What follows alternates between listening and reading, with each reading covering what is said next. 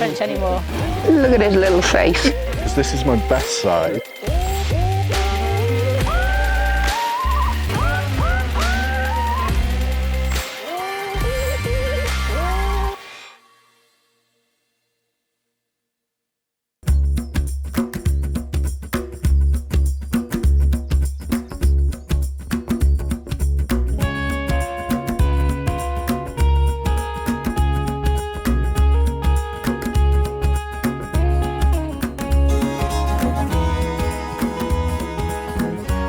You did other digs this year for Dig Ventures. What was your favourite?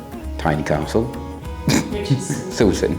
We've been here for about a week now, just digging through clay, digging. It's been really tough, really hot, the clay is really solid.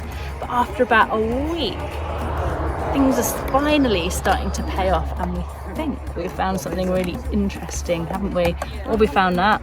We went there not expecting very much at all.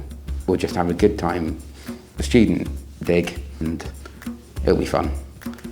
However, we did find stuff. So it's definitely a thing. Yeah. Everyone's looking very busy. That whole dig was bizarre, extraordinary, wonderful, full of energy.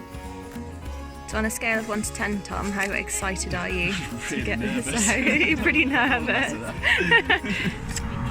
Confidence is key. We had all of the students from Cardiff University coming out to dig with us, and for most of them, it was the first time that they had met each other because of the pandemic. It was the first time they'd been out in the field. It was the first time they were actually really getting to do proper archaeology, having been studying it for a year or two already at university. And it was so inspiring. Unfortunately, I did make the students dig through 6 feet of clay that was natural. However, it was a positive negative, and it's really useful in telling us what was going on site. So can you see we've got quite a clear ring ditch going all the way around this lovely little mound. It slopes down again on the other side. So this is the mound that we're investigating. Let's go up to the top. Top of the mound, we stuck a slot in, and what we found was layers of silt clay, sandy clay, and that was the deposits they were using to build the mound. Going to the bottom of the mound, we found a bunch of alluvial clay. That was the 6 feet of clay that they dug through. In that, they cut the moat, and in the moat, there was a moat bridge. What's going on? We've just, well, you guys tell us, we've just uncovered what? What we think is looks like some waterlogged wood so far. We found a small piece at first, and now with a bit of troweling, looks like we're finding a much bigger piece. Oh wow, look yeah, at it's going that. right into the section there. Whopping great big bits of timber. It gave a lovely opportunity to teach, to get students interested and keep them interested. Like their field school, this is where they decide whether or not they like the actual digging part of archaeology.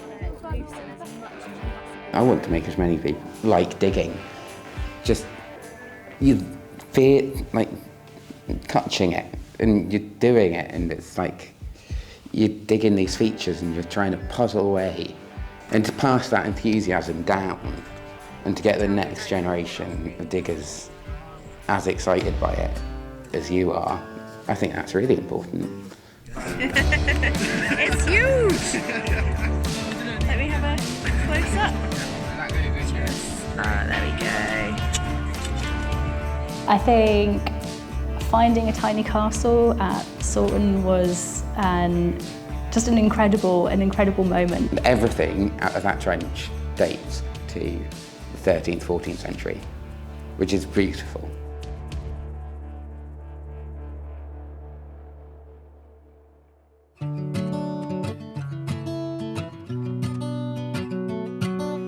God, I'm really doing yoga today. As I said repeatedly on site, my trench made the comeback of the century. So because Trench 2 didn't east didn't seem to be bringing up anything other than these burials, I think we were all starting to question whether it was worth going back at all. It is just a glorified graveyard.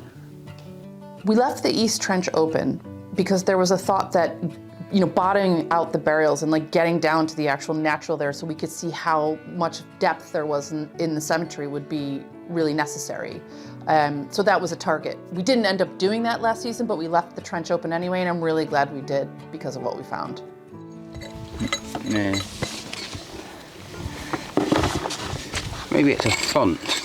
Do you think? No. I'm just throwing out silly ideas. What's the hats? It's a weird little box. Okay. Nothing in there? No. But it's like, it's completely stone lined. A stone bottom as well? Yeah.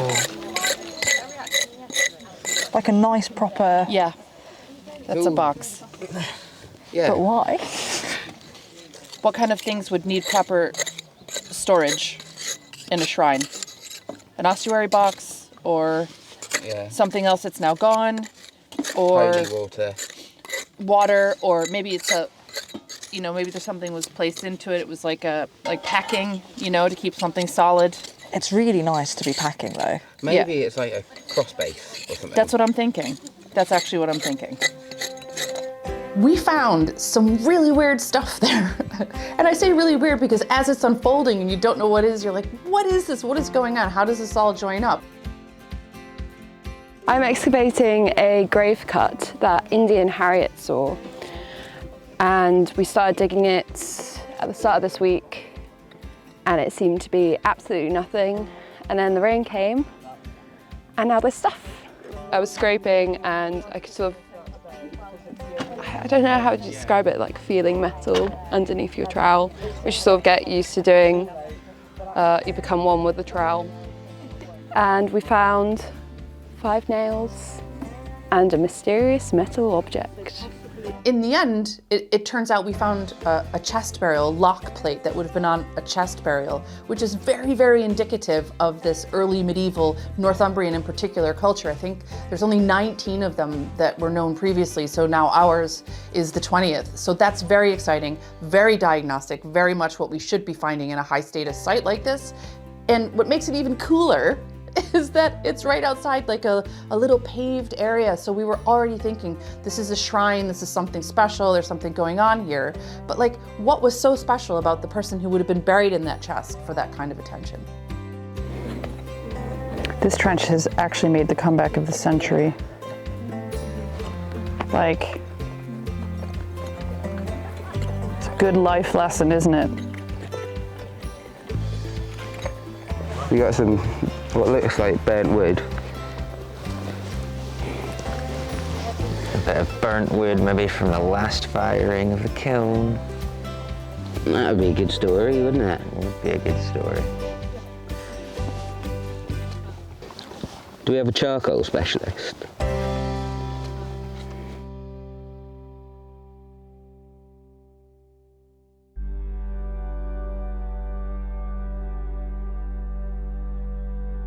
Lindisfarne for me this year was really different because I wasn't there the whole time. Like normally this is the full court press. The whole team is there for the whole time.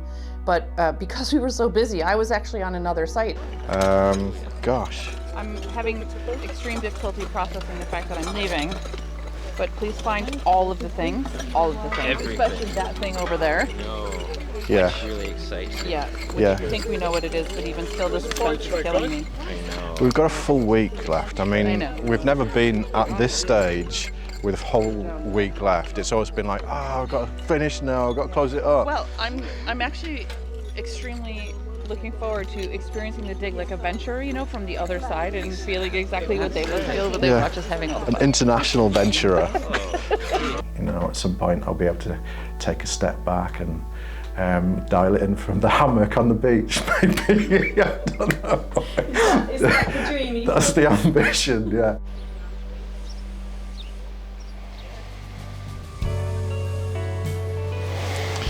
Be still my beating heart. I really hate leaving this place. I hate leaving this place.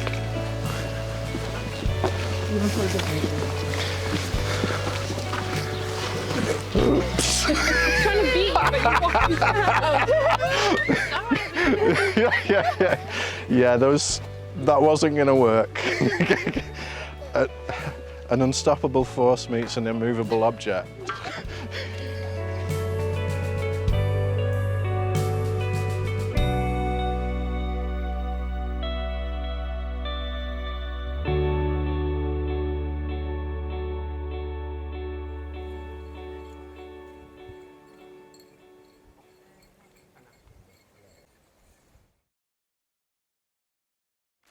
We're kind of doing some rescue archaeology because the site behind us is going to drop into the sea, I think, in the next 10 to 20 years. So we were looking for an Iron Age site, which, you're not going to find a ton of material evidence. Most of what we did recover, we could probably fit in a shoebox. Our finds tray from day one. None of us here know what this is. No idea. I don't think any of us have ever used one.